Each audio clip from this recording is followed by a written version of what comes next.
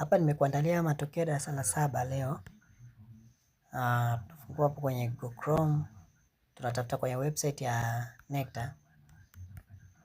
Alafu baada ya kupata kwenye website ya NECTA, wakati nafunguka, nakuombe kitu kimoja, kama bado hujasubscribe channel hii, usubscribe na kulike, uguse na hiyo kengele ili tuendelee kupata update mbalimbali. Baada ya NECTA kufunguka namna hii, website yao, utatafuta hapa kwenye hii mistari mitatu kushoto kwenye screen yako. Chagua namna hiyo, gusa sehemu ya matokeo hapa penye results.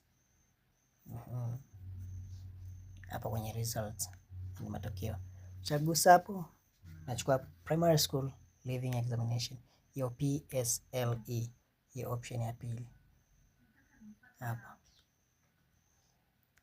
Tagusa hiyo.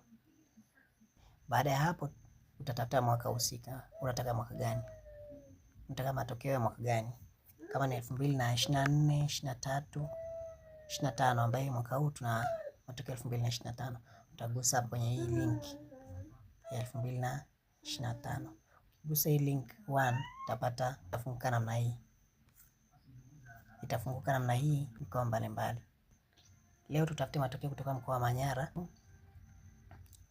Tutagusa mkoa wa Manyara hapo.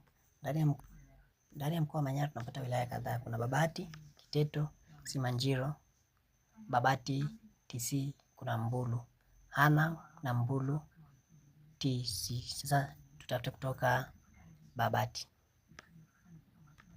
Shule za Babati. Kiangalia Babati sasa tunapata shule zote zilizopo wilaya Babati. Baada ya hapo utafungua ile shule yote ambayo unataka ucheki hapo.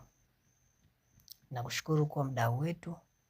Usisahau kucomment na kulike na kusubscribe.